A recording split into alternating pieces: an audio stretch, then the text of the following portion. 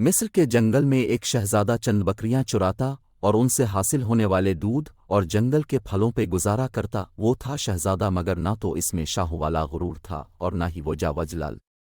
وہ عام انسانوں کی طرح زندگی بسر کرتا، روکھی سوکھی کھاتا، بیشتر وقت اپنی رعایا کی خدمت اور خدا کی یاد میں بسر کرتا۔ اس کی نیک چلنی کا پوری ریاست میں چرچا تھا۔ اسے یہ خصوصیات اپنے رحمدل باپ سے وراثت میں ملی تھیں۔ ایک دن شہزادہ معمول کے مطابق رعایا کے مسائل سننے کے بعد جنگل میں دنیا سے بے نیاز خود کی آدم مہ تھا کہ اس نے دیکھا کہ ایک غریب لکڑہارا اپنے گدھے کو ساتھ لیے ہوئے لکڑیاں کاٹ رہا ہے اور اس سے باتیں بھی کیے جا رہا ہے، حالانکہ اسے معلوم تھا کہ نہ تو گدھا اس کی بات سن رہا ہے نہ ہی سمجھ رہا ہے، اور پھر وہ زارو قطار رونے لگا۔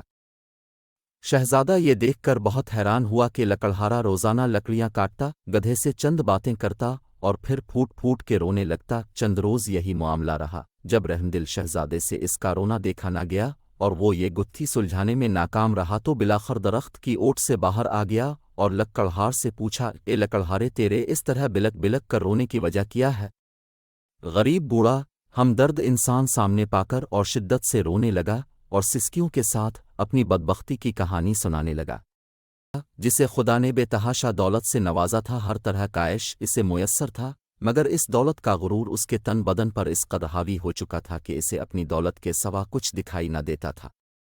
اپنے غریب رشتہ داروں کو دھکے دیتا، انہیں ذلیل ورسوا کرتا۔ پھر اس کی بربادی کا دن آ گیا اور میری دور کی ایک رشتہ دار دوسری ریاست سے میرے گھر سوالی بن کر آئی، یہ سوچ کر کے مشکل میں اپنے ہی کام آتے ہیں۔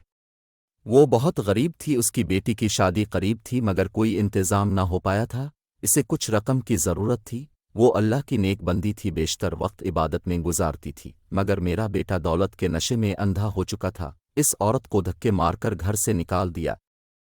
یہی وہ وقت تھا جب ہماری بربادی شروع ہوئی۔ اسی رات سرخ آندھی چلی، بجلی کڑکی اور تیز بارش ہوئی میں اور میرا بیٹا اپنے نرم بستر پر میٹھی نیند سو رہے تھے، اور وہ عورت پوری رات ہمارے دروازے سے لگی روتی رہی۔ شدید طوفان اور رات کے گھنے اندھیرے میں دوسری ریاست واپس جانا اس کے لیے ممکن نون